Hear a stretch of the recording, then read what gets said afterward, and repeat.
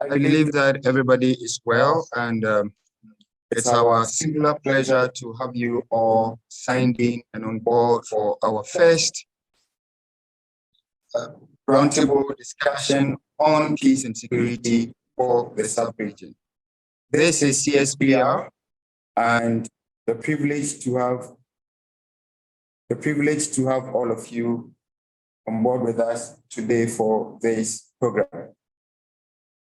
First things first, we'll begin by saying that as there'll be 2 rounds of conversation. The first one will be where we take positions by some very enviable experts on the subject matter who are with us today.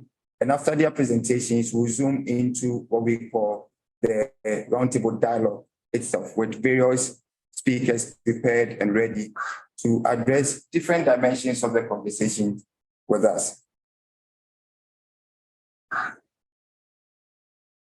This is the first Africa Security Roundtable on the Accra Initiative,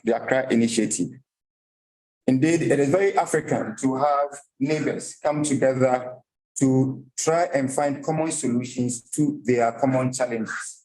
It is with this philosophical underlining that initiated from Accra, the Accra Initiative was founded in 2017. It's had some very good successes and also seen some challenges. But I do not have the expertise to speak to those. And it is to that effect that we have no meaner person than our own Brigadier General Moses Aye. Your Excellency, Ambassador Major General Francis Aduamanfo, Special Advisor to the President of the Republic on the Accra Initiative. Your Excellency Harriet Thompson, British High Commissioner to Ghana, colleagues, distinguished guests, ladies and gentlemen, I am honored to welcome you all to the first Africa Security Roundtable organized by the Center for Security, Policy and Research, CSPR. As the chair of this occasion, I want to express my gratitude to everyone who has made this event possible, including the organizers, the speakers, and all the attendees. The theme for this roundtable, the Accra Initiative Against Violent Extremism, the role of young people, is an important one. And I am pleased to see such a diverse and knowledgeable group of experts here today to discuss it. The Accra Initiative is a regional effort to prevent violent extremism and promote peace and stability in West Africa. It recognizes that young people are both the most vulnerable to the threat of violent extremism and the most critical to preventing it as well. As a former general officer commanding the Northern Command of the Ghana Army, I have seen firsthand the devastating impact of violent extremism on communities, particularly in the northern parts of Ghana. I have also seen the importance of... J'ai aussi vu l'importance d'engager les jeunes.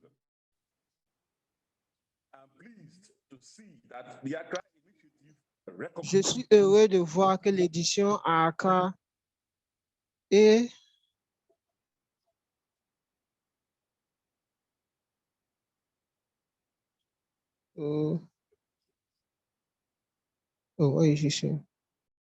Today, a distinguished group of speakers will share their expertise on this shared topic.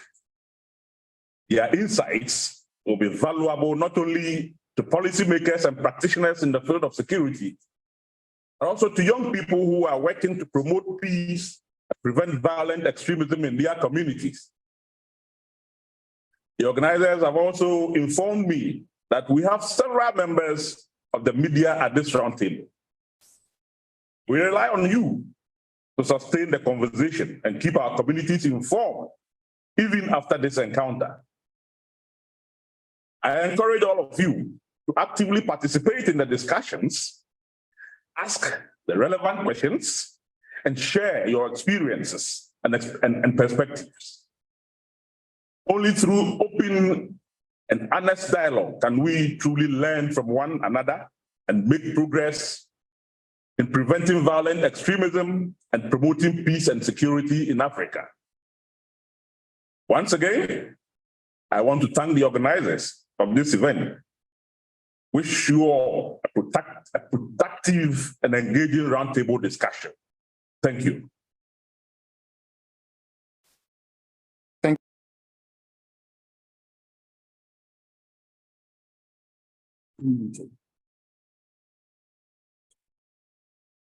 Thank you very much for your very warm and insightful opening remark. It assures us that we are in capable hands and will be well commanded on this journey. With us this morning are a number of dignitaries. In no special order, we have with us Ambassador Major General Francis Eduamanfo, retired, Special Advisor to the President of the Republic of Ghana on Accra Initiative. We also have with us Her Excellency Harriet Thompson, Ambassador of the United Kingdom, who is here with us. We have with us Ahmed Beni, the Secretary General of the Pan-African Youth Movement. And last but not least, then there's a bit of a technical, so once she joins here, we will do the various recognitions as well. I would also want to announce that there is translation available for French and English. So if anybody would need the services of our translation, you may kindly indicate in the message column.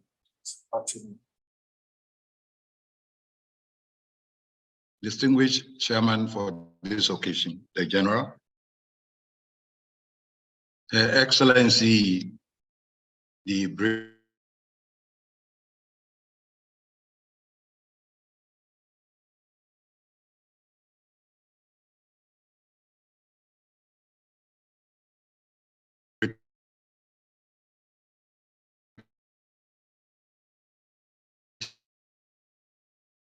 Accra Initiative. It gives me great pleasure to be part of this conversation this morning because the topic we are going to address is very, very critical, especially to us in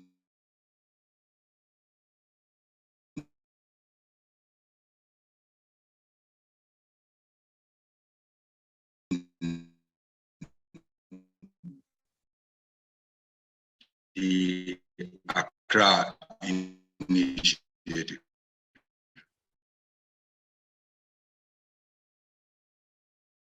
But state of the coastal states along the Gulf of Guinea, namely Cote d'Ivoire, Ghana, Togo, and Benin, met.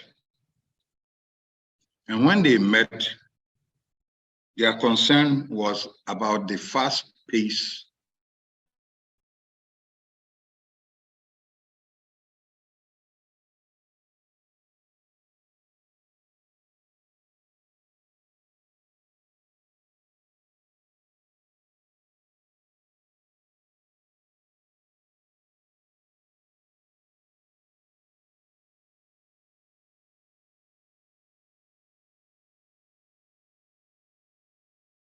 of jihadist terrorism, because it was initiated in Accra. They found no other name for it but Accra Initiative. So that is the background history of Accra Initiative. It was started by 4 heads of state along the coast. But along the way, 3 Sahelian states which were facing the brunt of the jihadist terror attacks, decided to join the initiative. And these were Mali, Burkina Faso, and Niger. So as I speak, Accra Initiative is a 7-member state collective intelligence and security mechanism. The objective of this initiative is first to halt the expansion of the jihadist insurgency in the Sahel and to defeat the main methods of violence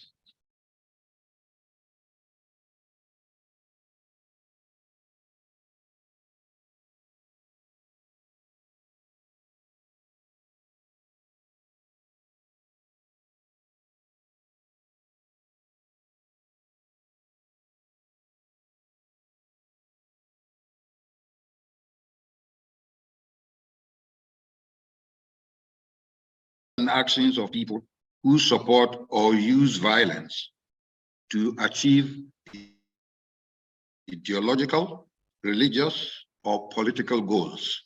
Simply put, I would say that violent extremism is when a person or group uses fear, terror, or violence to try and achieve change.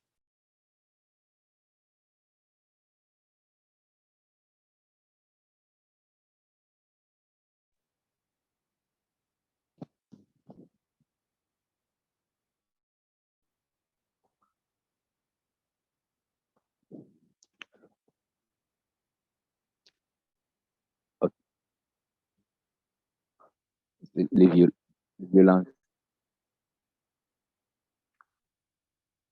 C'est le processus lorsqu'un individu développe les politiques, les sociaux ou les religieux to unleash terror or become terrorists. There are quite a number of push factors which make people become extremists.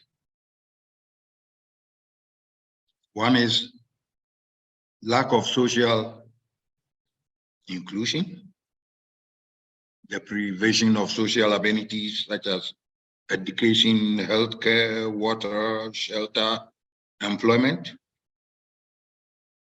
Another push factor is marginalization or isolation, which deprives people of a sense of belonging. Political alienation is also another push factor. When people are excluded from the politics of the country, they get pushed into extremism. Some also get to be extremists because of their own personal grievances, a sense of meaning, the no future subculture. All these are push factors.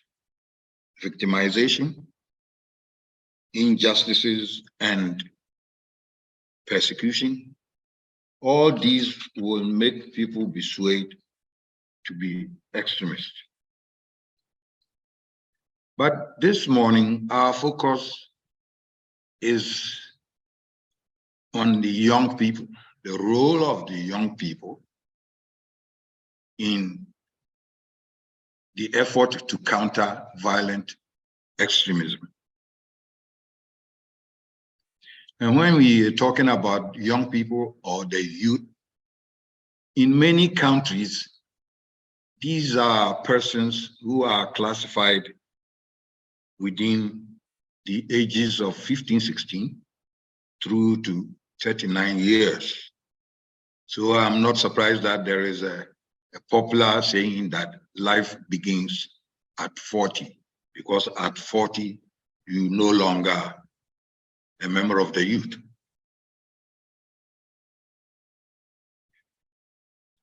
In the phenomenon of violent extremism, it is amazing to know that the youth play three key roles. The first is that the youth, they are the victims because they are the most vulnerable in the society. They are also the perpetrators, the ones who are used to commit the crimes, mostly. And at the same time, they are the preventers. So in this phenomenon, young people or the youth are those that are radicalized, easily radicalized, prepared, and fueled for violence. This is because they are, as I've said already, alluded to, they are mostly the disadvantaged economically and educationally in terms of the labor market. They are mostly unemployed or underemployed. They face relative deprivation. And these factors are the reasons why they become the most vulnerable group in society. So contemporary Judaism is anchored on a no future subculture.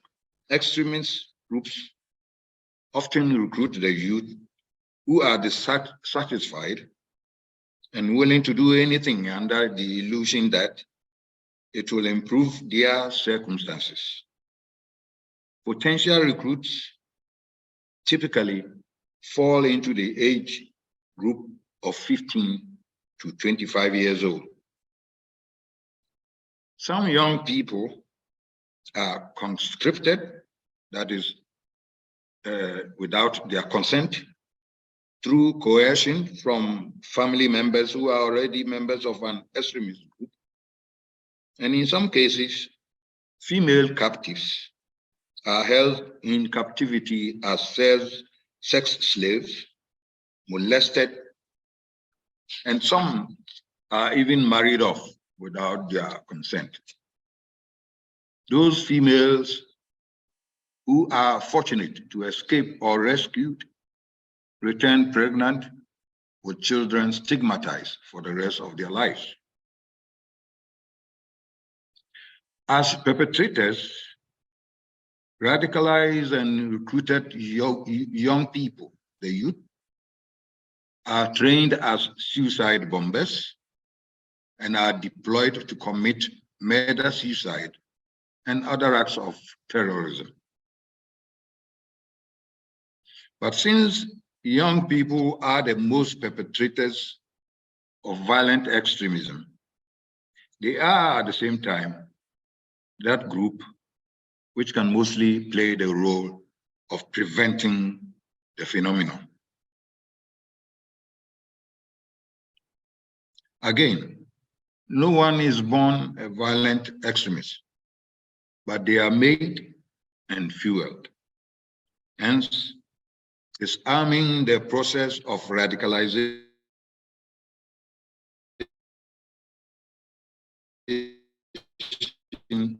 must begin to human rights and rule of law. Education of the youth is also a very powerful tool to build youthful resilience to violent extremism and mitigate the drivers. Education helps to strengthen the commitment of the youth to non-violence and peace, in particular by addressing hateful and violent narratives. This crucial work must start as early as possible on the benches of schools. So the effort of de-radicalizing the youth must start as early as possible when they are at school, when they are sitting on the benches in schools. Violent radicalization of the youth is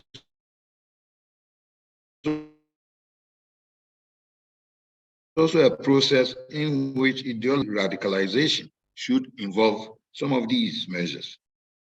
Enhancing youth empowerment through participation in strategies aimed at countering and preventing violent extremism. For example, this roundtable, I am glad that it has been initiated by young people, because that is one forum where we can de-radicalize the youth, young people.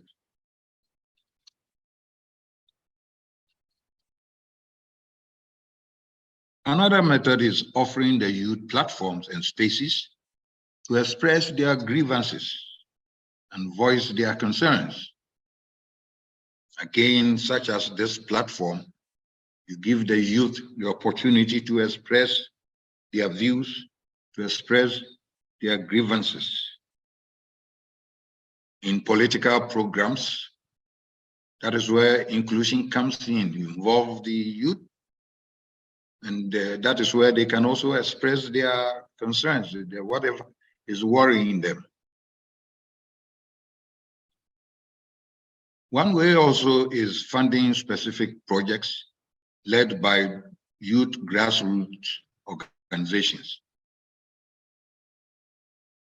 and NGOs to raise awareness of violent extremism amongst their peers and to promote critical thinking for a target group of 14 to 18. So this roundtable is a very important example of methods, some of the methods we can use to de-radicalize the youth. You know, the chairman alluded to the fact that you find these vulnerable groups in the deprived areas. In fact, in Ghana, along our borders, our villages, the rural areas, where there is little employment, where social amenities are lacking, that is where you find these youthful groups, you know, being so vulnerable to any extremist groups.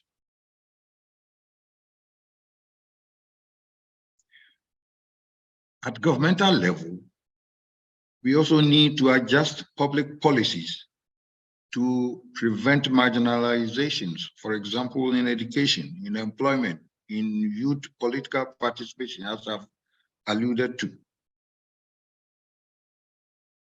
So in the main, I will say that the youth constitute a very critical group in every society. And they are also the most vulnerable group in our societies.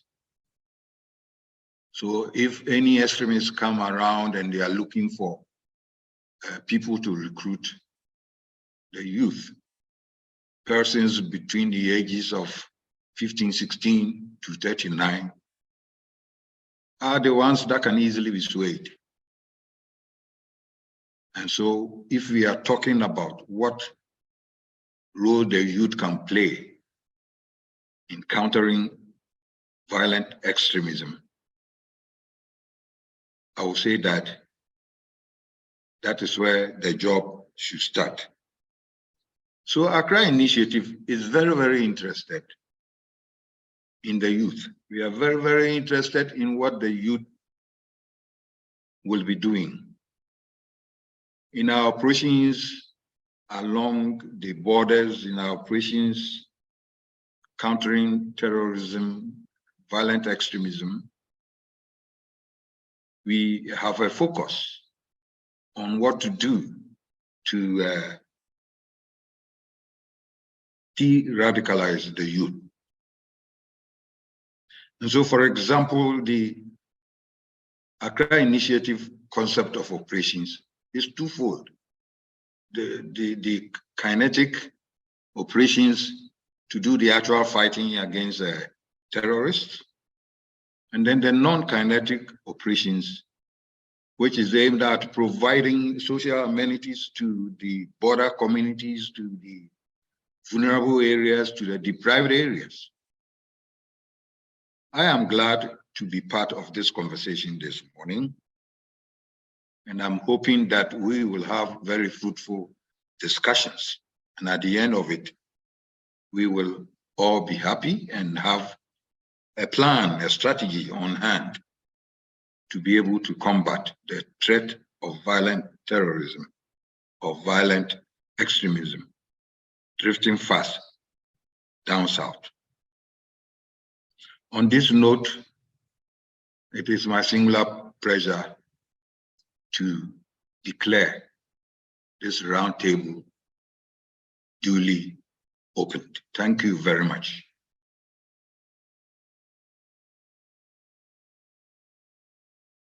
Much. Go ahead. Thank you very much, Ambassador, for such an in-depth keynote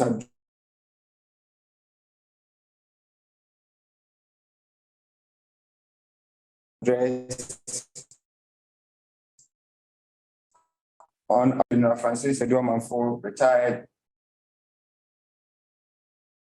served in the Ghana Armed Forces in diverse command and general staff positions from 1971 to 2007. That is a whopping 37 years. The general officer had a distinguished career, and during the last 6 years of service, he was the head of defense, military intelligence. He was the head of defense intelligence. He was honorably retired from the Ghana Armed Forces on 7th January 2007.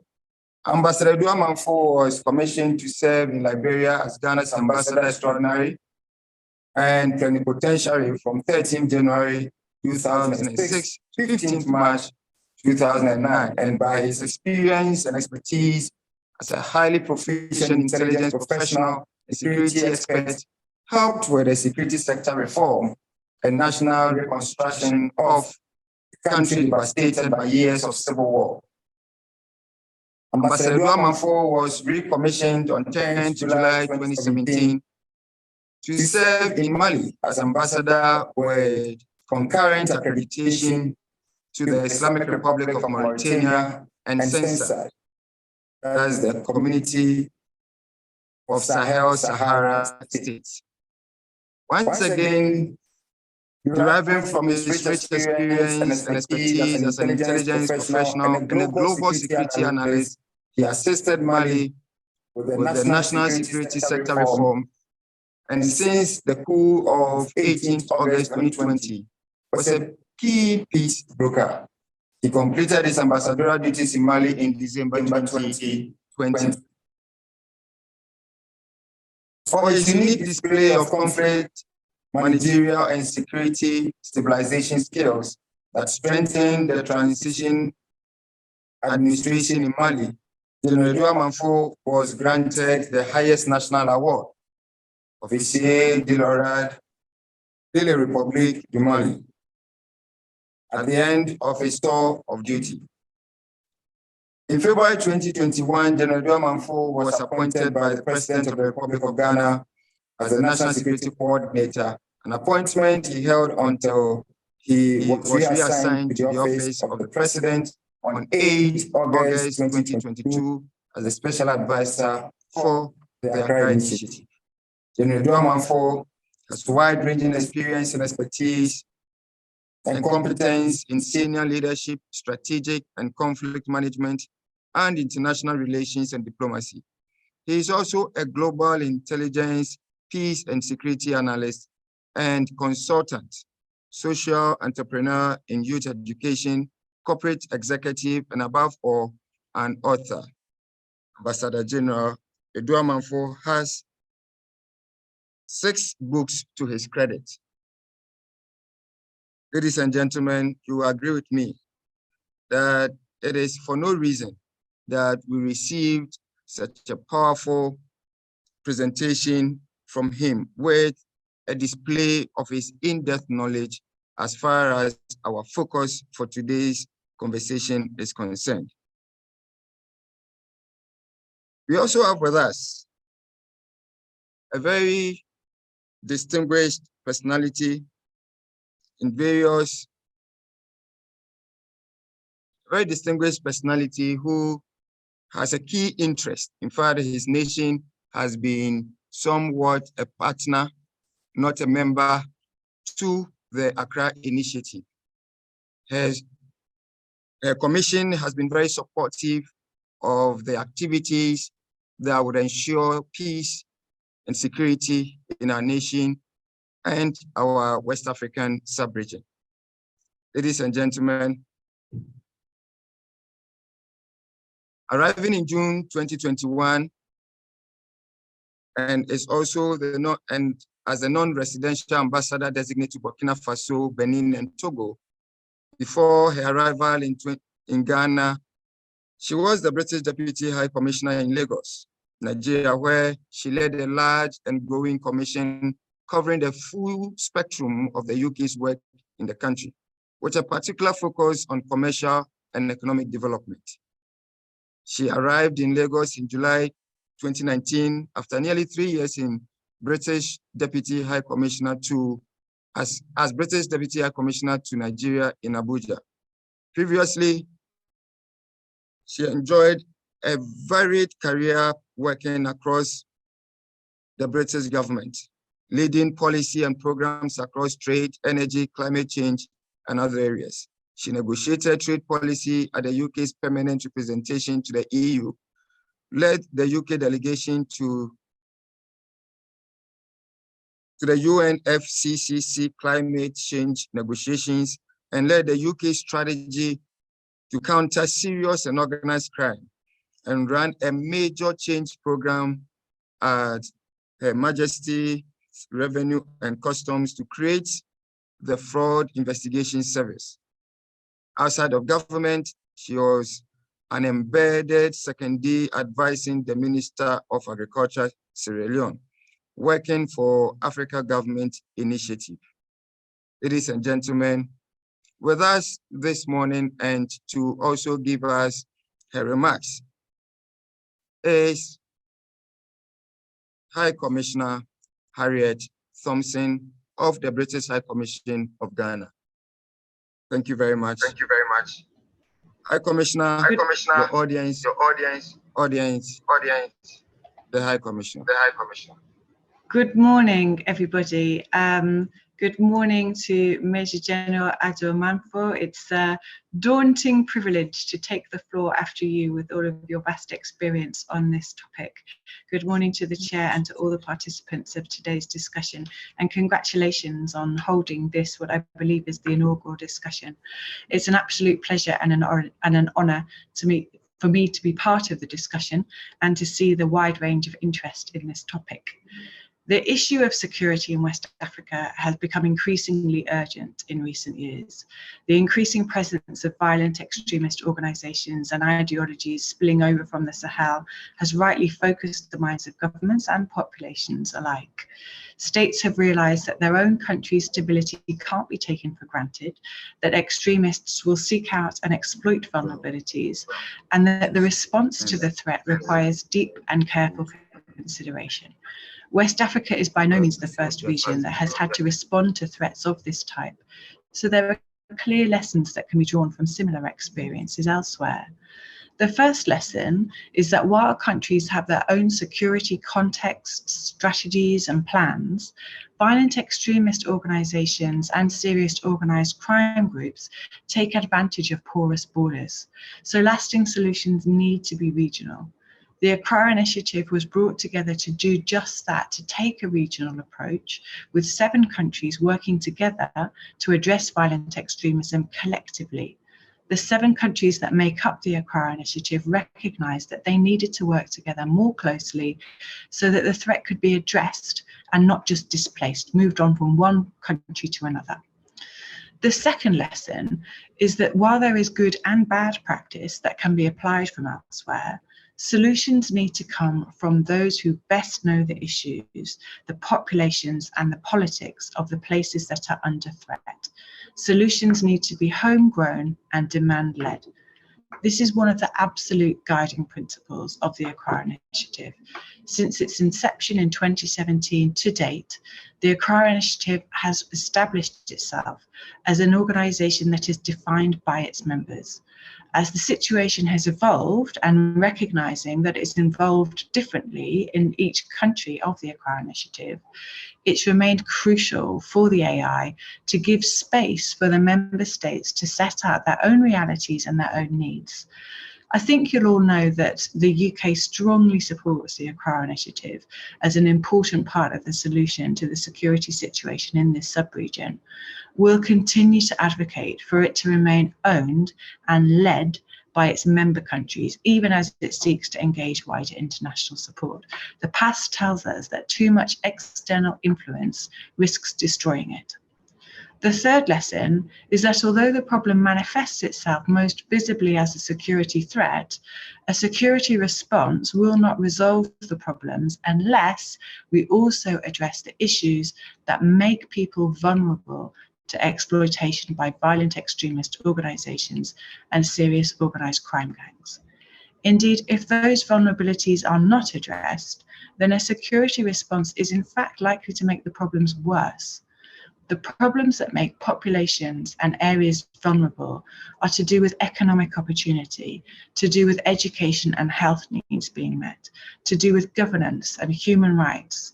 When individuals and communities feel that their needs are being met, they're far more likely to work with security services to resist incursions. The Accra Initiative has shown that it's very well aware of this, for example, through its engagement with non-governmental actors at its conference last year. We need a holistic approach, we know that, but a holistic approach can't be delivered through a single institution alone. So how youth engages with the Accra Initiative in and of itself is probably only one part of the conversation that might take place today. So moving on then to focus on the role of young people in this. The youth population is absolutely central. In Ghana, over a third of the population are between the ages of 15 and 35.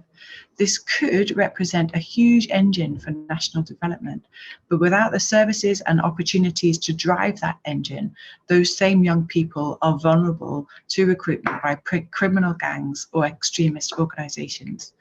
Despite the impressive expansion of Ghana's economy since 1992, a significant percentage of young people continue to face prolonged unemployment. In 2019, the unemployment rate in Ghana for people aged between 15 and 35 was 12.6%, and that's slightly higher for women than it was for men. But since then, the global headwinds of COVID-19 and Russia's invasion of Ukraine, amongst others, have made the economic environment even more challenging, making it even harder for young people to find jobs. The ability to meet the needs, the ability of governments to meet the needs of their citizens has also been put under greater strain. I mentioned earlier that imposed solutions for regional efforts are likely to undermine the chances of success. And exactly the same is true for the role of young people.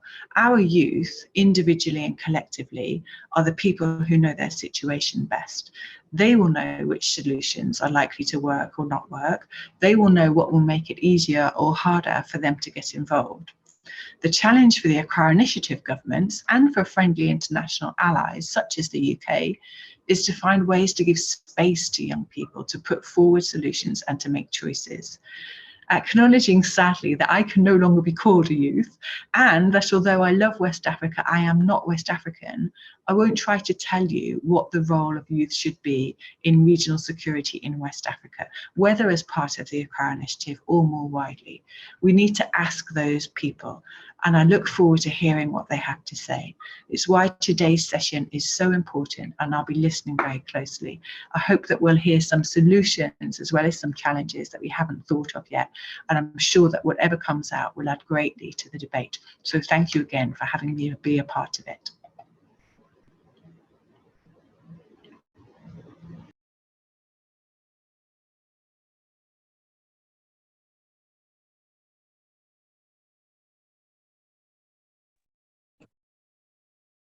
Thank you very much for your very great remark, and I'm excited about the fact that you underscore the need for holistic approach to dealing with the issue.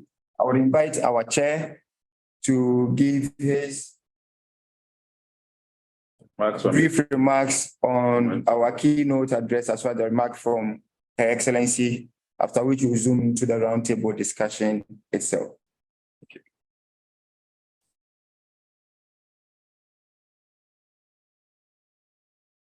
Your Excellencies,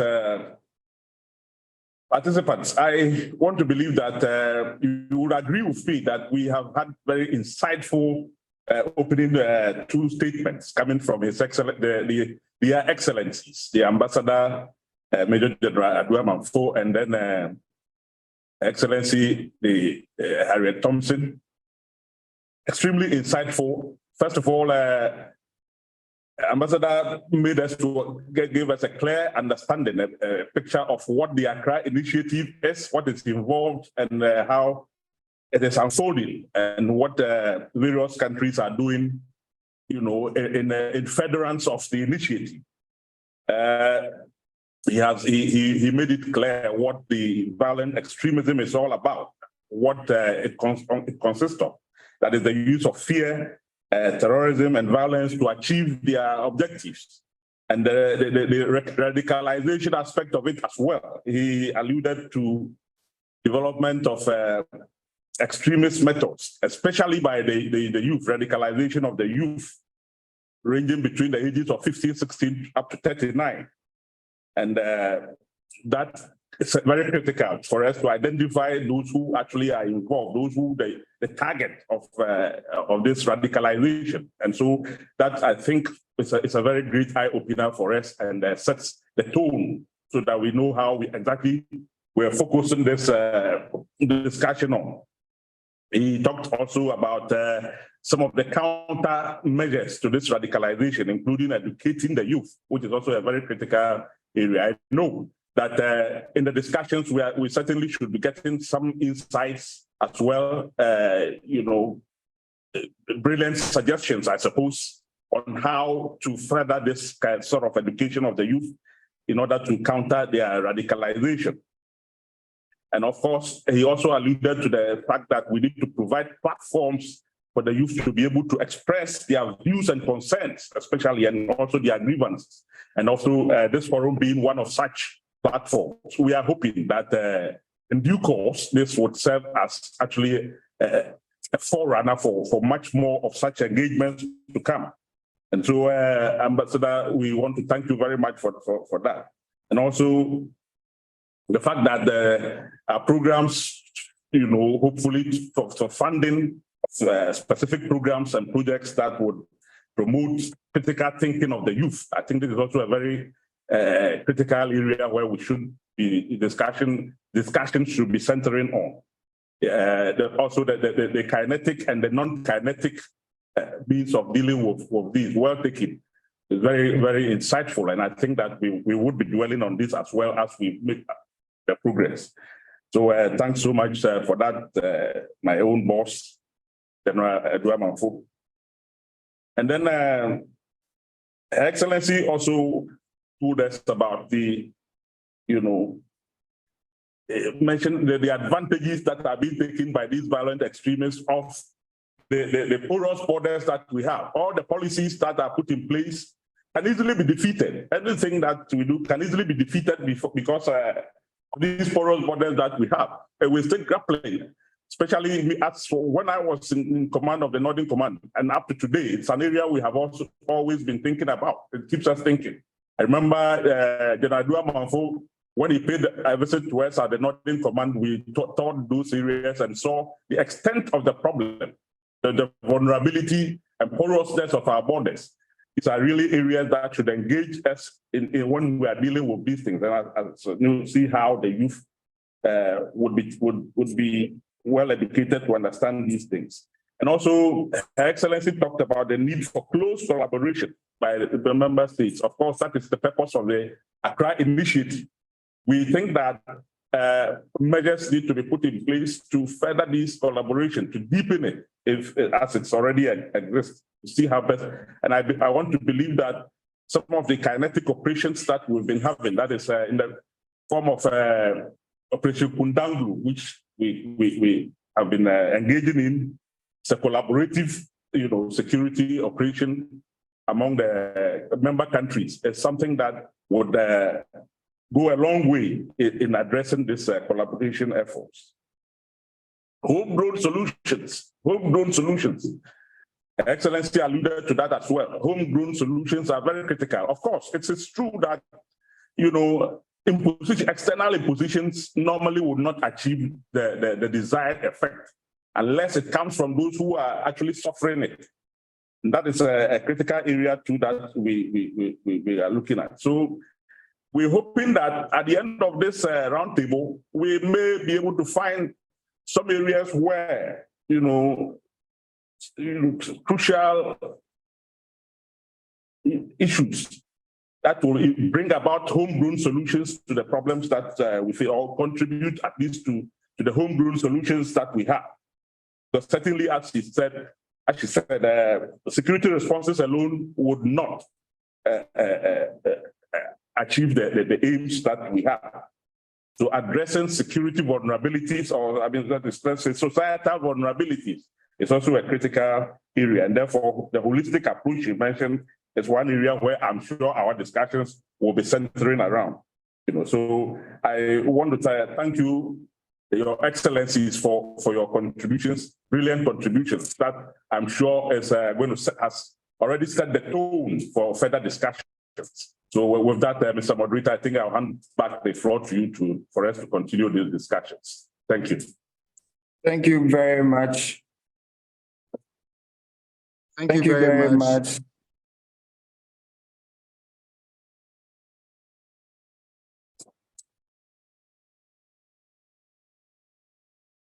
Thank you very much for your very robust summary of the two presentations that we've had and sharing your own experience and insight as well. That enriches it. Excellencies and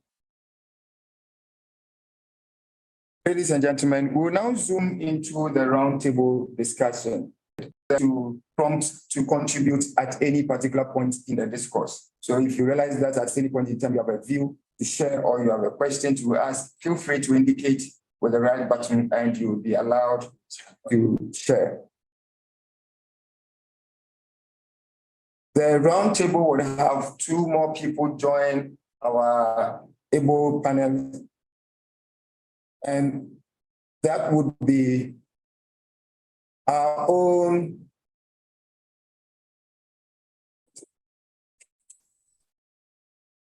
yes. Our own boss at the Pan-African Youth Movement, Ahmed Benin. He is a very reputable young person working tirelessly across the continent with a very good passion for seeing the youth agenda progress steadily among governments and on the continent. To join Ahmed, we have Ms. Esinam Amuzu, a youth advocate who has been very robust in her engagements in making sure that as far as matters of security are concerned, the youth voice is not left out. Last but not least, it's our own boss here at CSPR, Mr. Edmond Akoto Bamfo.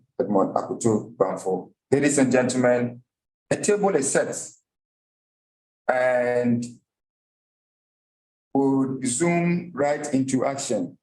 But to guide it, we'll begin with some questions to some of our panelists, and then that sets the ball rolling into the conversation. Mind you, our theme is the Accra Initiative against violent extremism, the role of young people,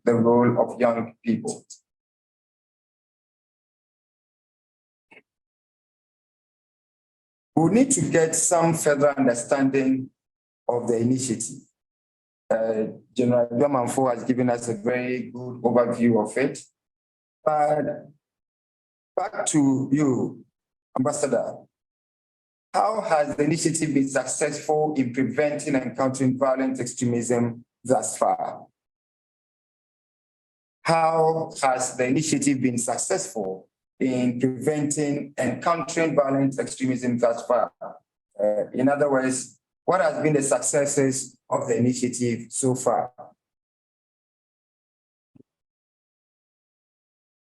So if technical support can bring in Ambassador. Yeah, let me say that the initiative started in the year 2017. And we needed to lay the foundations and all the frameworks, documentation. It took us 2 years. So 2019, the initiative was firmed up. And we started the operations in 2020. So far, we have organized 4 joint operations. We call these operations Operation Kudangu. Kudangu is a local word in the northern area, and I understand it means friendship. We've organized 4 of those operations, and we are in the process of planning the 5th one. And the results have been unique. The results have been enormous. But let me also take this opportunity to give you the architecture of the initiative. The initiative has the heads of state of the member states as their the Conference of Heads of State of the member states. And that is the highest decision-making body of the initiative. So everything that we do downstairs goes up to the heads of state for approval and direction. Then below the heads of state, we have the Council of Ministers of National Security or Interior. So that is the second on the ladder from the top of the pyramid. Then we have below the ministers, we have the Committee of Heads of Intelligence and Security Agencies of the member states. So more or less, this committee is the technical wing of the initiative. They do the technical deliberations, send their recommendations to the Council of Ministers, and the Council of Ministers also send their recommendations to the summit for approval. Then we have the Secretariat, which is the administrative wing of the initiative. And the Secretariat is where is the fulcrum around which everything else revolves. Then we have the military wing, which is the Multinational Joint Task Force. And it is this which physically conducts the combat operations. So this is the structure. And as I alluded to, we have been able to conduct joint operations 4 times, and the results were magnificent. We hope to do more, and we hope that Accra Initiative will remain to sustain our security in the sub-region. Thank you very much. I hope I have answered your question. Very much. I would bring in. I'll add that. Yes, I'll bring in General Ayi now, because our understanding is that he commanded the operation at one point. And so I'm sure his insights per what he experienced on ground and what was achieved briefly. Then we'll bring other speakers. All right. Thank you so much, moderator. I hope I'm being here. Yeah. Precisely. I think that I'm privileged to have first-hand information about this kinetic operation as part of the efforts. As the general alluded to, the Kundanglu, I happen to have been responsible also for 2 of the Kundanglu operations whilst I was General Officer commanding Northern Command. And I want to say that those operations have been extremely successful, to the best of my knowledge, because if we want to look at what we were able to achieve by way of the arrests that were made of certain criminals, and let the understanding also be there that apart from violent extremism, one of the things that these operations also do is to prevent transnational crime. And along these borders, as we alluded to, because of the porousness of these borders, there are a lot of places, hideouts, let me put it that way, hideouts that are usually on the blind side of security forces along the places that we would normally operate. So, with this Kundanglu, you have, for instance, Togo on one side, Ghana on the other side of our common border, operating alongside, in a parallel formation along those borders. And then God knows how the areas were able to cover in doing that. And if you get to know what was seized by way of equipment and weapons, ammunition and weapons that are seized in each of these operations, then you would have an appreciation, a reasonable appreciation of the successes of these operations. Those arrests, and apart from getting these things physically, it sends a message across to the bad guys that they could come at them at any time. Therefore, at least it helps in that way.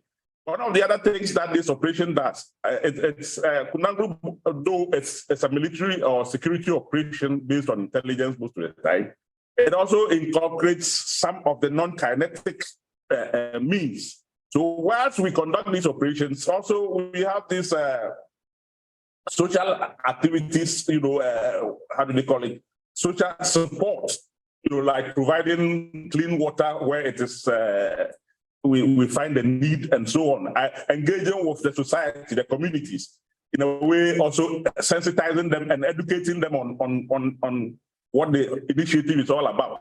So to add to what His Excellency has just said, I would think that these are some of the areas where successes have also been chalked, and I think that is a good thing. And I only want to believe that we will continue to, if we continue pushing in this direction, it should go a long way in helping to address this whole violent extremism and transnational crime.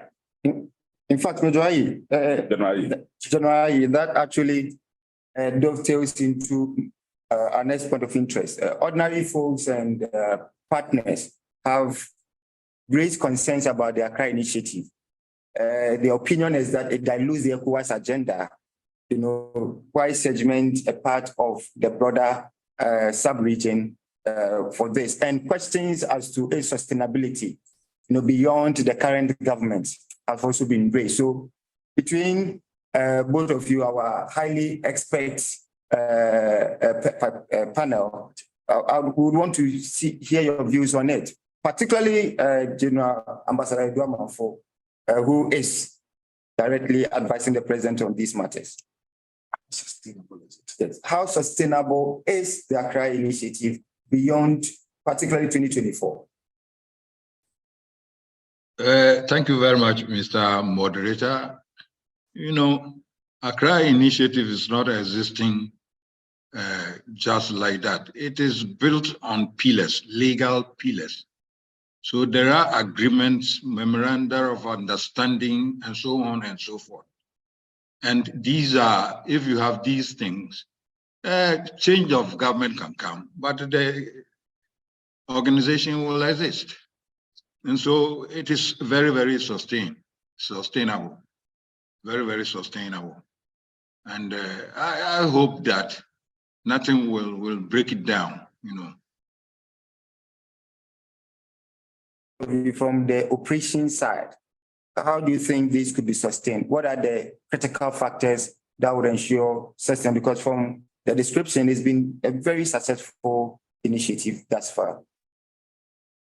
Well, I don't think I would have anything much to add to what the general has said already, because if they are based on or they are founded on legal instruments that bind our countries, I think they should go beyond what do you call it, 10 years in government by political parties, so that it's a national issue. Therefore, once it is embedded in that way, it's a policy of central government, of member states. It only goes without saying that the military high command just will continue to collaborate with other security agencies to just continue the operations irrespective of which government is in power or not. And I think with that, once that understanding is there, and of course, these are national security issues. Therefore, it will go beyond political or partisan political considerations, and therefore, certainly, in that regard, its sustainability, I'm sure, should be guaranteed. Thank you very much. Thank you very much. The objective of CSPR is that this would be an intergenerational discourse. I would bring in Ahmed Benin, and the question first is, why is it important to improve young people, to include young people in preventing violent extremism? Why is it very important to do that? And I remember that before you went fully continental, you had served within the sub-region, that's the Equa sub-region, as a youth leader before you went continental. But so limiting it to the sub-region, why do you think it is very important to involve young people in countering or preventing violent extremism? All right, thank you so much. Let me acknowledge His Excellency Ambassador General Edouard Manfo, Excellency Harriet Thompson, and also General Ayi. I think that we are privileged to have very experienced individuals like you joining us for this conversation. But just to say that it's important for us to recognize that young people constitute in excess of 75% of Africa's population. And in the close to 450 million West Africans, we do have in excess of 70% of the population made up of young people below 35 years. And so that makes us a critical demographic in everything, in every conversation, be it economic, politics, or security.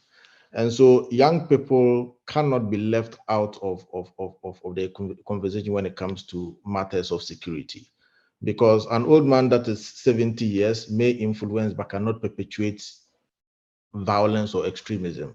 He can only influence young people to go out there. It means that the majority of those that perpetuate extremism along the Sahel are our colleagues, are our peers, are our age mates.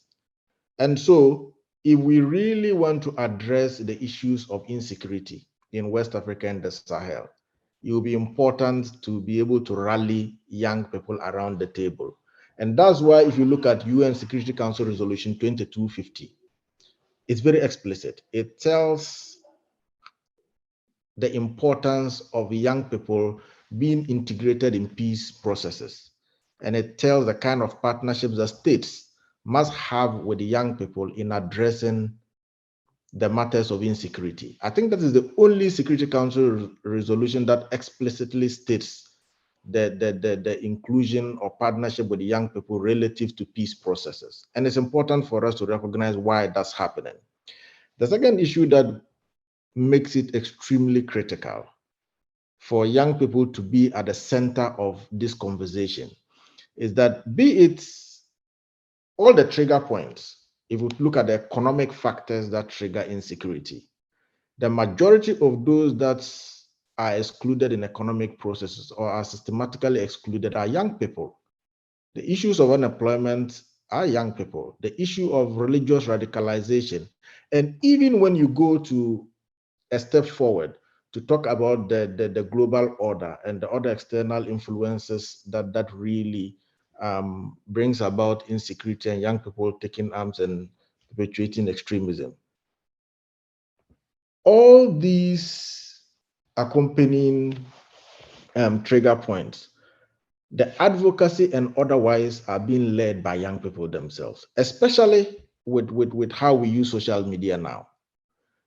You find out that there's a lot of disinformation, misinformation, and majority of that is being done by young people. And so I had the opportunity last month to have visited Mali, Niger, Burkina Faso. If you take the issues in Mali, Niger, and Burkina Faso, and take Burkina, which is the closest to Ghana, for instance, and what triggered the coup, it was clearly issues of insecurity linked to economic deprivation. So whilst there were issues of militant insurgency moving in from Mali, the young people were particularly worried because they felt that we are unemployed, we have issues of economic marginalization, and now we are having issues of insecurity. So the military read the ground. They realized that, look, beyond the fact that the military was struggling to fight, the ground was fertile enough for a takeover. And when they did the takeover, the first group of people to come and endorse that was the National Youth Council, and they had the numbers. When Damiba was being overthrown, that trigger point again were the young people of Burkina Faso. There's a second dimension that we need to get in the Burkina situation, that even when the second coup happened, the young people did not only support the military, they went a step ahead to attack and vandalize embassies that they felt that were part of perpetuating the insecurity or economic marginalization. An example was the French embassy. Now, that tells you how young people can deconstruct or construct a particular narrative or situation and exacerbate it in countries.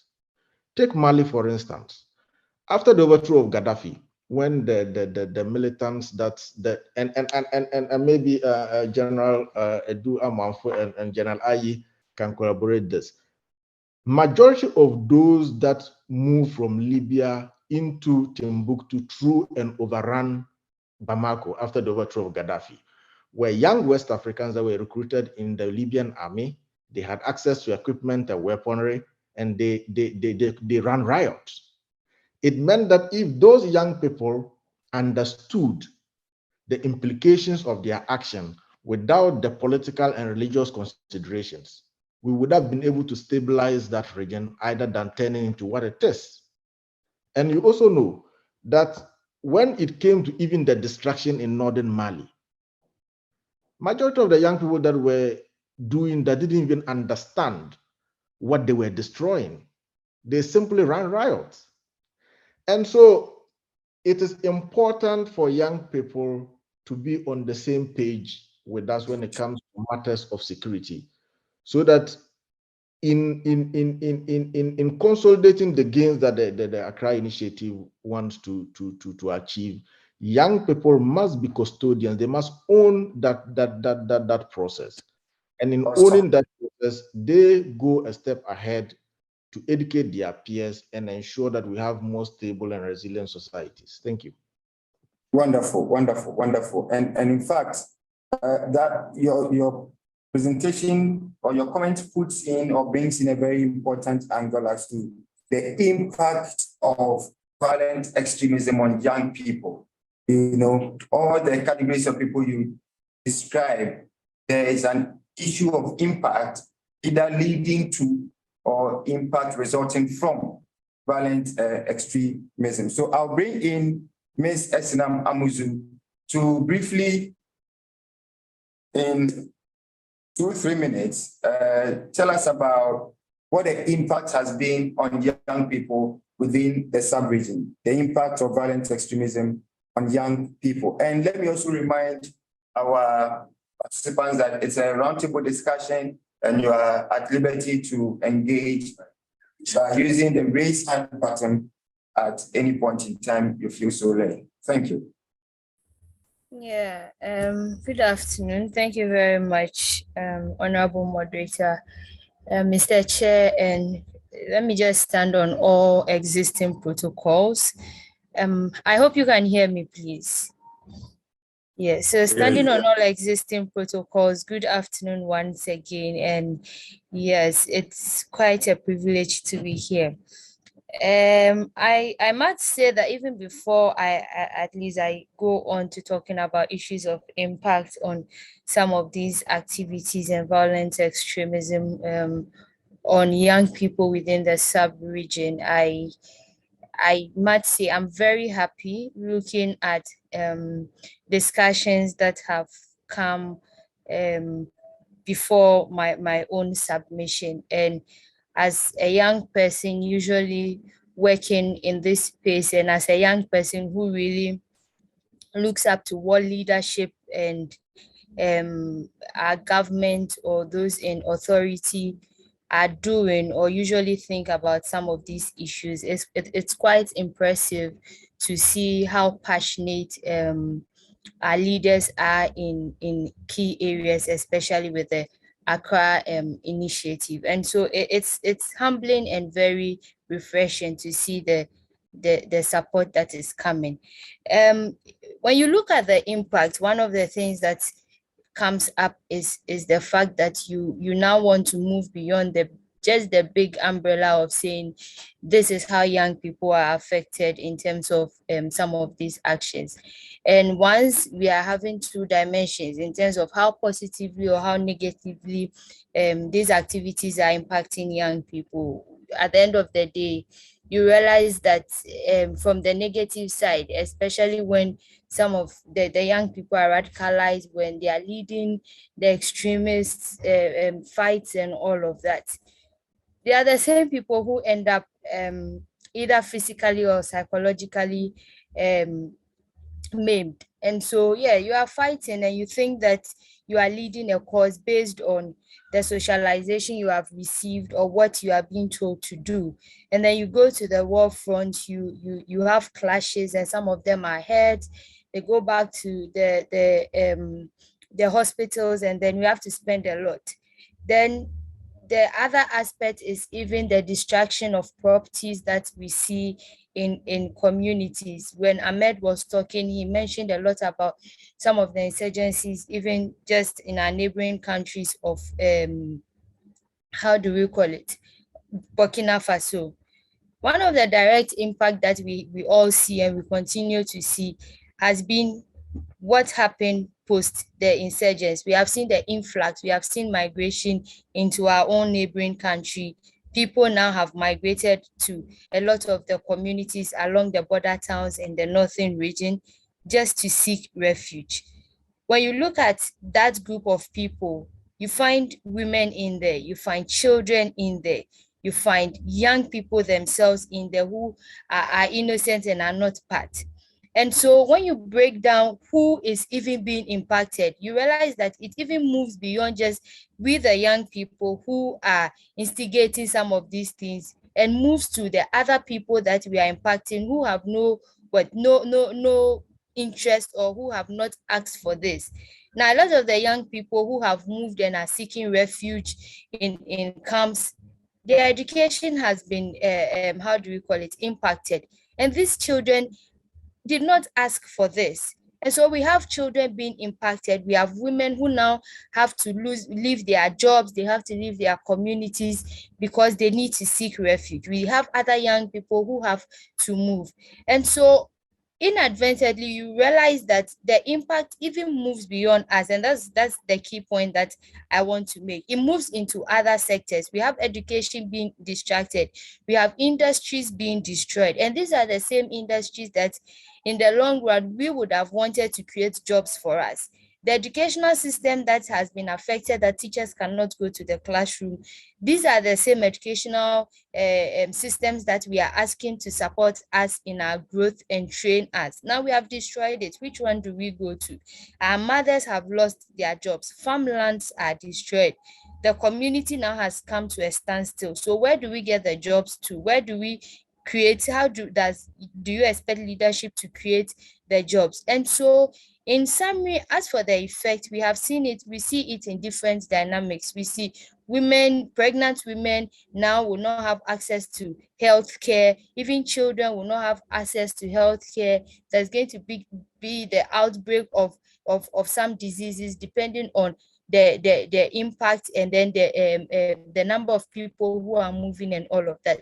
So for me, talking about impact, I want a lot of us as young people, whether we are, when it comes to some of these things, we should look beyond ourselves. We think we are strong, and by no fault of others, because we may not be employed and all of that, when we have the extremists taking advantage of the weak, the gaps that exist, because that is obviously what happens. But we should think beyond what happens to us. We should look at the bigger picture of the impact we have on society, the impact it has on children, the impact it has on our security, and how porous now we leave our borders and all of that. And I'm sure that the discussion is continuing, but like you limited my time.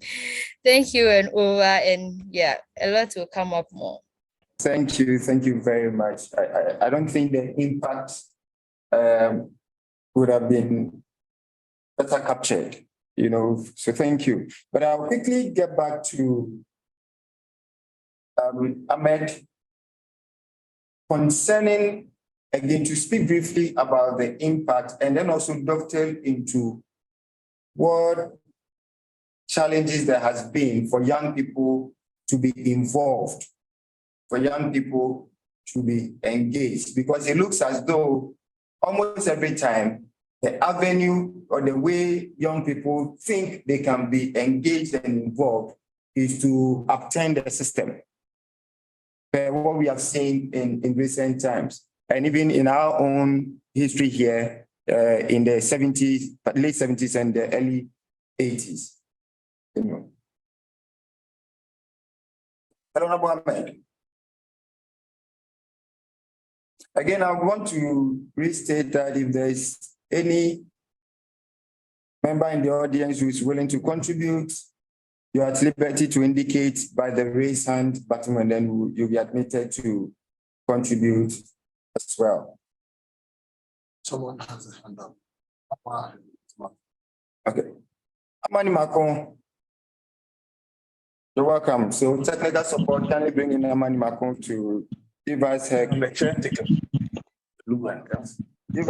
contribution in 2 minutes. Yes, hello. Yeah, hello. Introduce yourself, what you do, and then give us your contribution. Okay, thank you very much. My name is Amani Mako, and I am a student at the Legon Center for International Affairs and Diplomacy. First of all, I want to thank the August panel for all their presentations. I found it very insightful, and I've learned a lot. Mine is not so much of a contribution as a question concerning the involvement of young people in curtailing violent extremism. I think that we are talking about violent extremism and its effects on young people. It is impossible not to mention the actions of vigilante groups, because these vigilante groups are usually composed of a lot of young people. For example, if you look at the Dozo group fighting jihadists and movements in Mali, you can see a lot of young people who have taken it upon themselves to fight the actions of these violent extremisms of these jihadist groups. So I'm wondering if the Accra Initiative sees these kind of vigilante groups as a threat, or if you think that there are also avenues or ways that the youth are trying in their own way to address violent extremism. Thank you. For your very clear question and very well framed.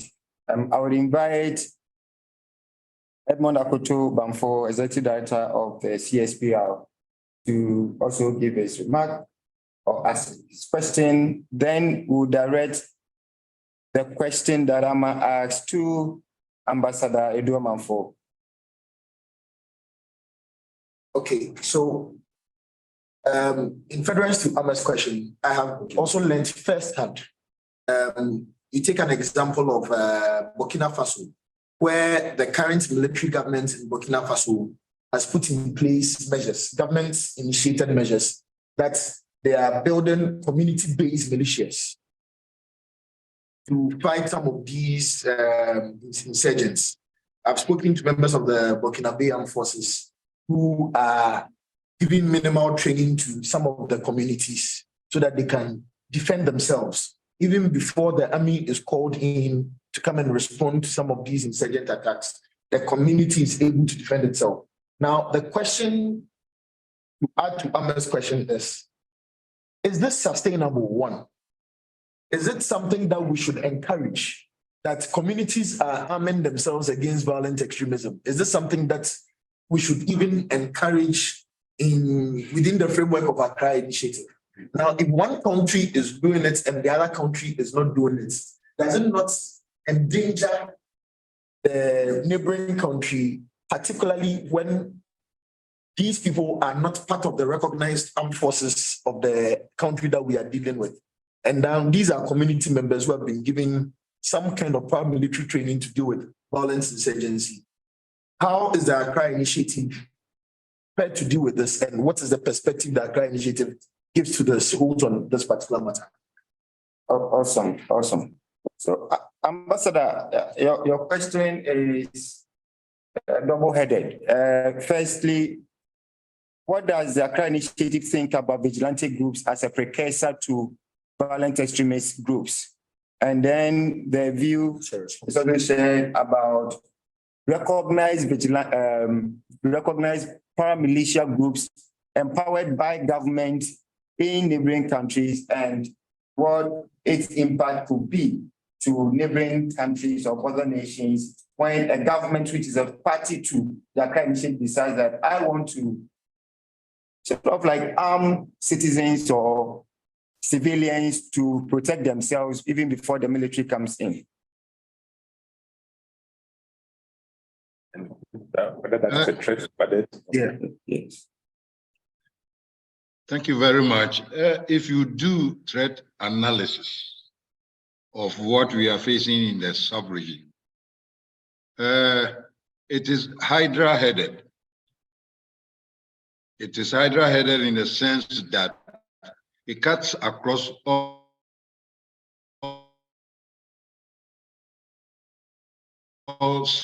vigilante groups, groups which have armed themselves illegally in the first place and perpetrating violence.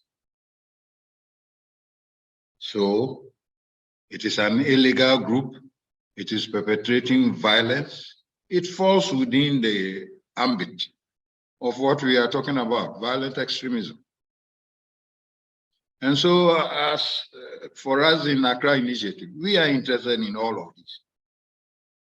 Vigilante groups, I will describe them as domestic terrorists. And so terrorism is one of the methods and the tools that extremists use. I will not rest here. I will also go even further afield to tell you that galamseyers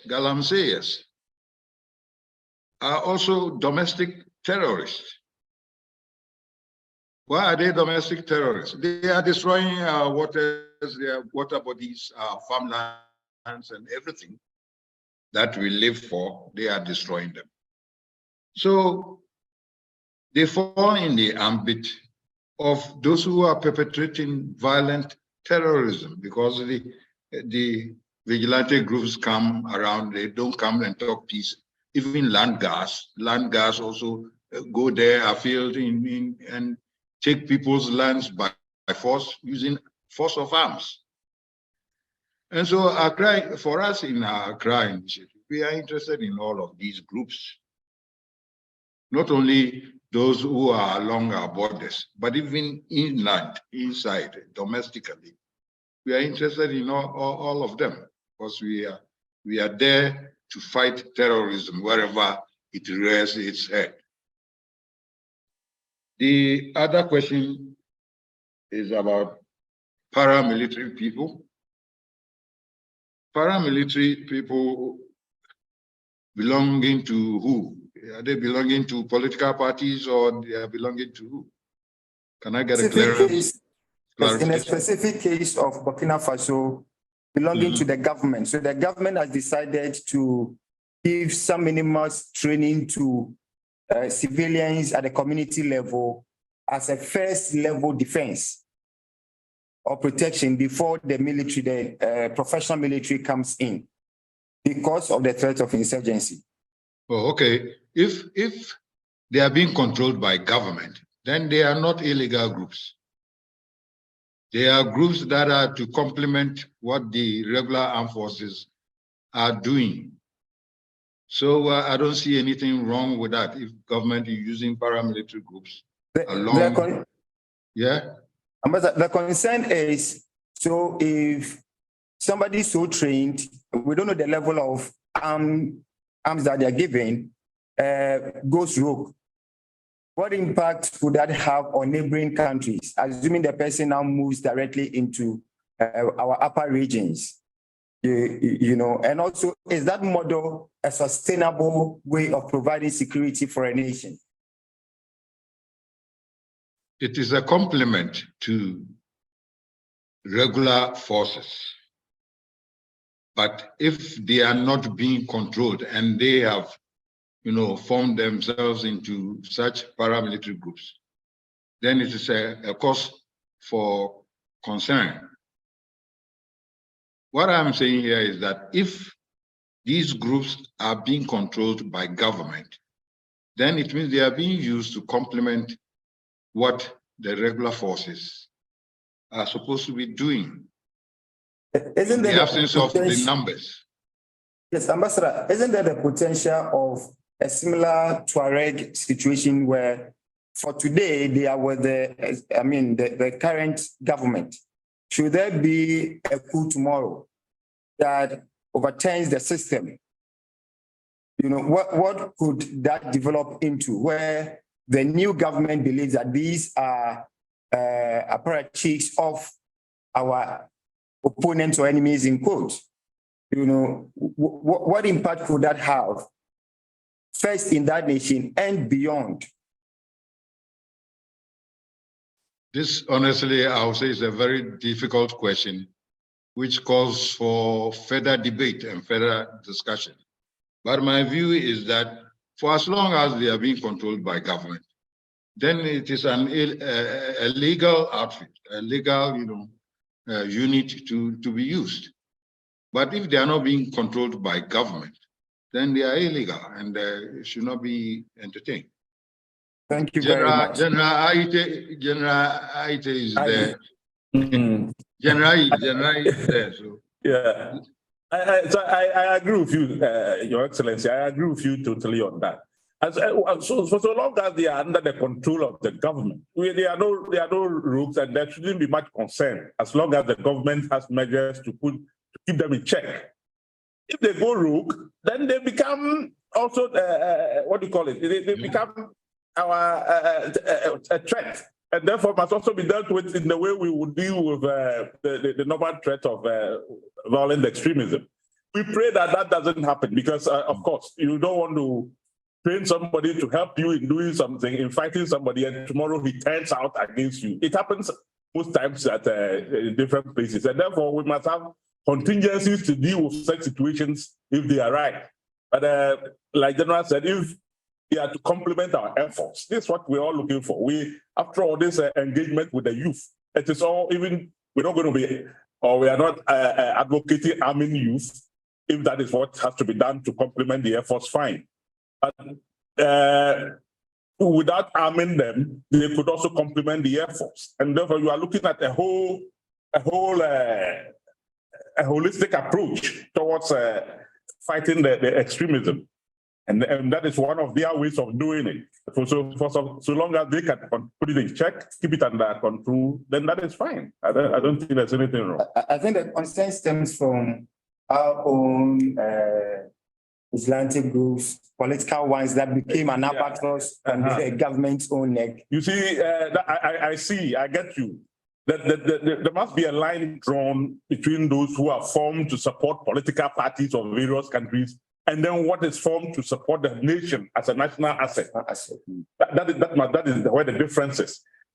Probably in some countries, we may have vigilantes formed by political parties to help them, under various captions or names.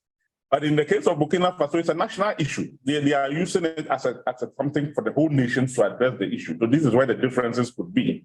Thank you very much. Thank you very much. I'll bring in Richard Apau. I think I see his hand raised for some time to also share his perspectives on the discussion thus far. Richard, you are welcome. Thank you very much, Courage. And then, kindly introduce yourself and tell us what you do, then we'll take your submissions. Thank you very much. So as you can rightly see, my name is Richard Apau, and I work for the African Union and the African Center for the Study and Research on Terrorism. That is based in Algeria. So currently I'm in Algeria, and I decided to join your meeting. I think that this issue is very important, especially looking at the role Accra Initiative will have to play in stabilizing the coastal states. And I'm very happy that last year I was part of the conference on the Accra Initiative that discussed varied issues, both at the technical level, at the ministerial level, and even at the heads of state level. Now, I would want to come in with the last question that you asked, where I have a bit of deviation from His Excellency Ambassador Francis Edouard-Manfo and then General. Look, indeed, it is the responsibility of the states to provide security for its citizens. And that responsibility cannot be shared to private individuals. Indeed, at the African Union level, member states have adopted resolution and saying that they cannot use private security persons, mercenaries, to fight issues of insecurity in their own countries. And then you will notice that a lot of these areas where we call them community auto-defense groups, where these community auto-defense groups are taking place, there was a lot of violation of human rights. And citizens have had to bear the brunt of some of these issues. Yes, in the interim, you might see it as an effort to try to actually contain the extremists. But if you look at what exactly is even happening in the Lubtago Goma area, you will notice that community auto-defense groups are not even well placed, because we have looked at how European forces could not even contain some of these threats. Really, we cannot say that giving the responsibility to volunteers to fight violent extremism in their community is the best approach, because it brings a lot of responsibility on the state. And once you continue to use this group, then there become a vicious cycle of multifaceted way of developing vulnerabilities in those communities. Because how do the violent extremist groups able to recruit these community people to join their ranks? These are the fundamental issues we have to address. And these are the vulnerabilities that exist in a lot of our countries.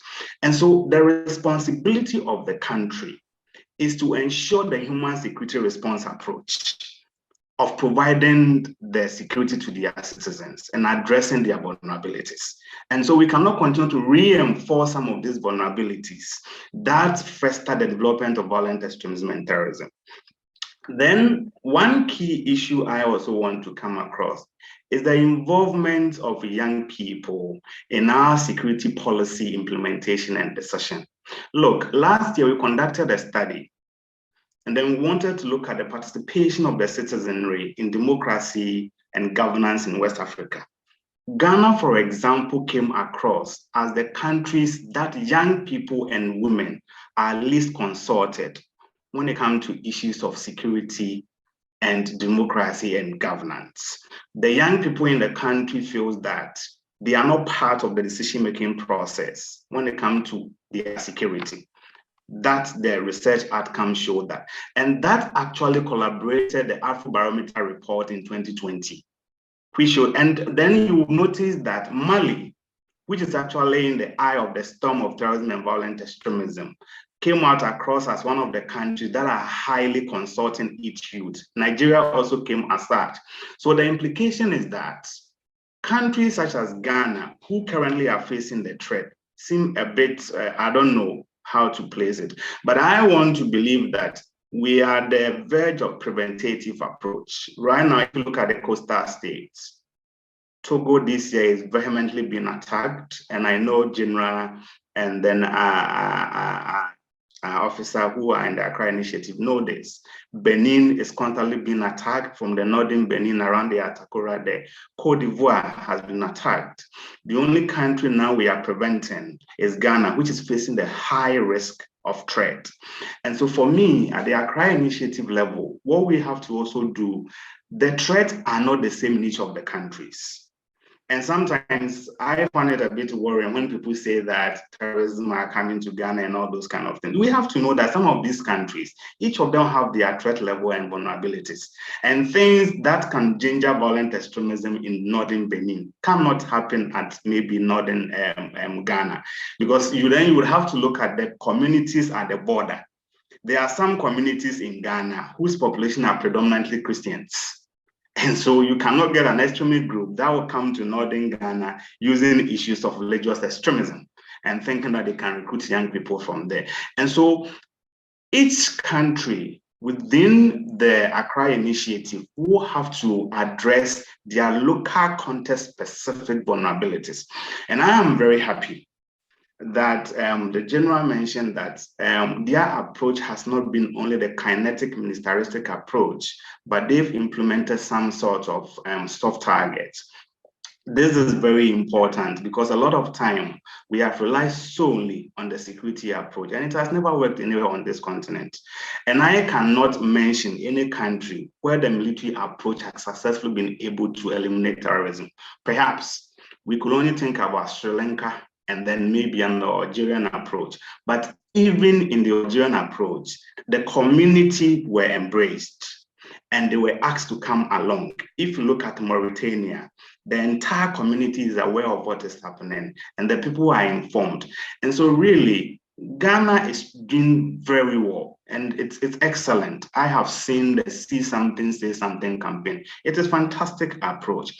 But I think that the young people, their vulnerability, because in these things that we are talking about, young people are the perpetrators, but they also form victims. So I believe that we have to engage more the youth to understand what this whole violent extremism is and its impact on their own development. Thank you. Awesome. I see that Ambassador is more than ready to respond to some of the issues. There's a question that has also been asked by one member in the audience, and the question is, what is the place or the role of civil society in the Accra Initiative? What is the place of civil society? So I think Ambassador will respond and react, then we'll take other submissions. Again, the hand button is there. Kindly engage it if you want to contribute.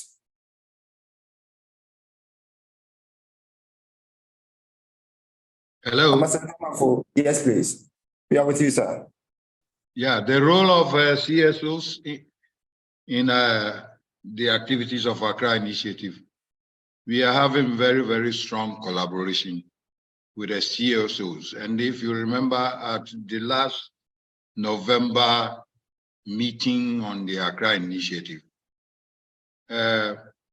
CSOs, there was a whole day that was given to CSOs for discussions, and the CSOs were involved all the way in the meetings that we held. CSOs, majority of them are the youth we are talking about. So you cannot stay away from CSOs and if you want to address the issues of the youth. Through them that we can reach out to the youth. And so I think that we are having collaboration with them, and we need to continue to have collaboration with them. The role of CSOs in the affairs of Accra Initiative should be close. Thank you. Thank you very much. Then there was a previous question. I think it had to do with engagement of young people. From Richard's AU research suggests that Ghana has the least, or Ghana ranked the least in engaging young people on issues of security. I think prior to this conference that CSP have put together, we've not seen much of attempts and approaches at getting young people involved in the decision-making as far as security is concerned. And I don't know if the Accra Initiative has any strategy that is drawn at that's targeted at the campuses, that's targeted at youth groups and other things that would improve the level of engagement of young people in security matters.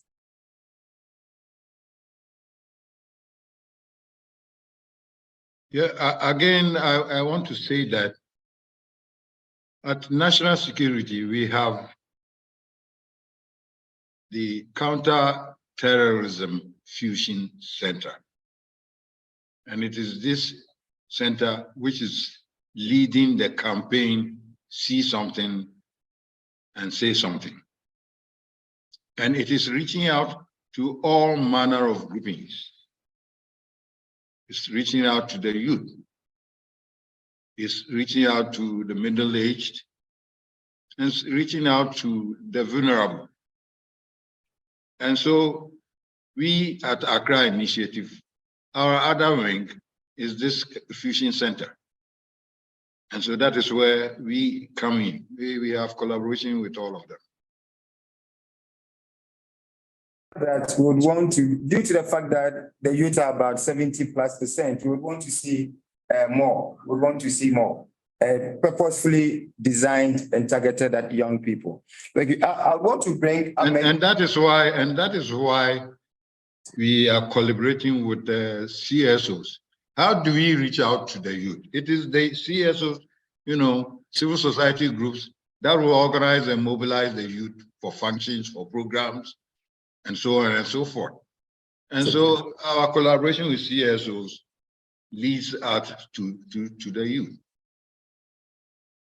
And exactly that CSPR, I think Ambassador has thrown a challenge to you. If only you do the needed works and reach out to them, they will support you to reach out to young people. Thank you very much, Ambassador. So CSPR has become a very, very useful partner now to Accra Initiative.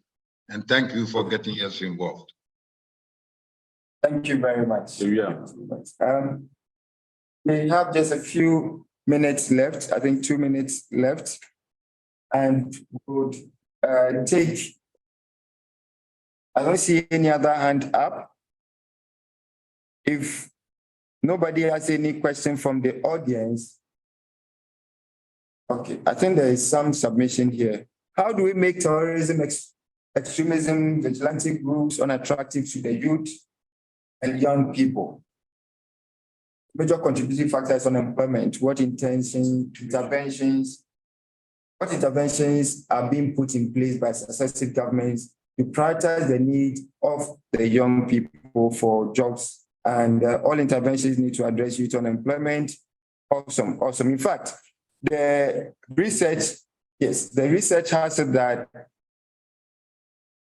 the same unemployment now creates an incentive for these violent extremist groups to have illegal trade as a sustainable way of funding themselves. So you have livestock being stolen from farmers and being sold across borders, and you have narcotics, you have arms, and all this. So your point is very, very important. Once people are unemployed, they are easy targets. And once they are employed in that form, their contribution becomes counter-developmental. That's a very key point. To finalize, I think we'll begin from Esinam, then we'll take Ahmed, and then come to Ambassador to take their closing remarks before General Ayi, our chairperson, will conclude it all for us with his closing remarks. Thank you. So Esinam, if you're active, let's have your within a minute, we are quite hard pressed for time. So in a minute, you can give us your final closing remarks. Okay, if SNM is not ready, is Ahmed with us? Right. So my closing remarks are just to say a couple of things. That one, the Accra Initiative is commendable, but the Accra Initiative would need to scale up on youth engagement, and also then, as part of scaling up, be able to carry not just the organized groups alone, but also influential individuals within communities that are young people along. The second thing that I would say is that if we really want to combat extremism and insecurity, then we would need to look at the economic dimensions of that. We need to look at the political dimensions of that. We need to look at the religious dimensions, and economic means that the systematic exclusion of young people, we need to begin to have a conversation around it. And to conclude, as young people, the impact of insecurity is real. We can talk about the Continental Free Trade Area. It cannot be operationalized if there's insecurity. We can talk about wanting to aspire to lead our countries. It's not possible, and there's evidence that abound that wherever there's insecurity, democracy collapses. And when democracy collapses, we defeat our own aspirations as young people to lead. And so we need to commit holistically and supporting all these initiatives to build a stable, resilient, and progressive societies. Thank you. Thank you very much. Thank you. That's very succinct and loaded. We'll go to Ambassador Lyoman for our ever resourceful keynote speaker and panelist. Thank you very much. First, I want to say that I am very, very glad that I came to take part in the roundtable. I myself being a facilitator, but I have also learned a lot from the discussions. I agree with the last speaker that the Accra Initiative needs to scale up our activities. But we are so new, and we are doing our best to catch up as fast as possible. I will sum up by saying that if we want to mitigate violent extremism, we need to look at the push factors and try and reduce the push factors that I mentioned in my keynote address. On this note, I say thank you to you for the invitation, and then we want to thank the participants also for making the whole program very active. I find it very, very successful. Thank you very much. Thank you very much, Ambassador. We are most grateful for closing remarks as well. So we'll now finally take the closing remarks of our chair, General Aye. Thank you very much, moderator. The only way I think I can conclude this is to express my extreme gratitude to Your Excellency Ambassador Major General Manfo, to Her Excellency Harriet Thompson, and all the distinguished participants for making time to engage in this, you would agree with me, very, very useful forum. I think this is just the beginning. CSPR has a very good initiative that they have started. And I think that it's all to collaborate, complement the efforts of the Secretariat of Accra Initiative in these things. And I want to believe that these discussions have set the tone for us, at least at CSPR, to map the way forward and how we can engage the youth. Especially if the youth understand that this is it's an issue for them and they want to be involved in it themselves, because as was alluded to, you need homegrown solutions to homegrown problems. And if we have in this, I have learned that the youth constitute about 75% of the population of Africa. So we cannot do anything meaningful towards fighting extremism without engaging the youth and engaging them fully. And I think with this kind of initiative, I think we could be heading somewhere in that regard. And certainly one of the takeaways is the fact that we need a holistic approach to this. And I was glad that we alluded, especially Ahmed alluded to the fact that you cannot find these without looking at the economic dimension, the political dimension, and all that. It all comes into it. The devil finds hands, as the saying goes, for either finds work for either hands. Therefore, if we do not find a way of getting the teeming masses of unemployed youth to do something, then certainly all the efforts we'll be making will just be driving them into the hands of the extremists, all the same. So once again, let me thank all of you, and then to urge that we don't just leave the issues here, continue in all our own small ways, wherever we may be, to continue to push and drive this agenda of the Accra Initiative, so that at the end of the day, we would be making some progress towards addressing the issue of violent extremism. So once again, Your Excellency, I want to thank you very much for making time out of your busy schedule to be with us today. I know that in due course, when we ask for your input in this regard, it will be forthcoming as we expect. So once again, thank you to all of you for coming, and I wish you all success in whatever you are doing. Have a very good day. Thank you. Thank you very much, our most amiable chairman. We'll take the vote of thanks from our executive director, Edmund Oto.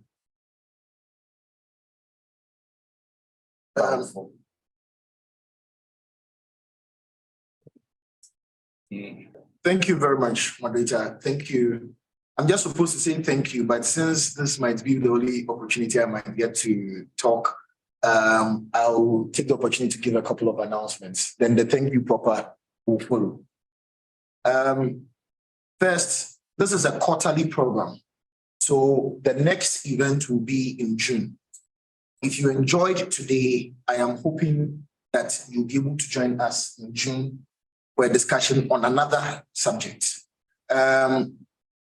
The idea is that after every discussion, we'll build further engagements on that discussion. So the Africa Security Roundtables is going to serve as springboards for other engagements. So several issues have come up at this meeting. Several conversations have been triggered at this meeting. And at CSPR, we intend to follow it through. So starting from today, some of you are going to get calls from us on how to engage and all of that. And we are hoping that you'll be very receptive when you hear from us. Again, we are saying that in June we are meeting every quarter. There are other events that CSPR does. And so we will urge everybody to visit our website, www.center-spr.org. The production team will put it in the chat for all to have it. www.center-spr.org. Want to thank all our invited guests, particularly Ambassador Major General Francis Edouard Mamfo. Your presence, your contribution, your keynotes gave us the confidence to discuss these things. It also made us understand that even when we complain that the young people are not being involved in these things, we cannot complain much, because when you are here, then the answer is, but I'm here, talk to me. And so we appreciate your presence. And now that you have made yourself available, we have every intention of engaging you until probably, we hope it never gets to it, but until probably you say, Edmund, enough. We are also thankful to the British High Commission, the High Commissioner, for gracing this roundtable. We are hopeful, we are confident that further engagements will take place. We are grateful to our old chairman, Brigadier General Moses. He is a member of the CSPR board. It is through his and the other members of the board, their advice, that this roundtable has materialized, and we are grateful for their ever available support. Everybody who made it, we've bombarded your text messages, we've sent you emails, we were at the verge of being annoying, and it was for this purpose. We hope you have not regretted joining us. I want to say thank you. We will be coming again to you with the reports of this and with certain publications based on the discussions that we have had today. And we hope that you will be ever ready to receive it. Let us stay engaged until we meet again. And once again, thanks to everybody. Bye.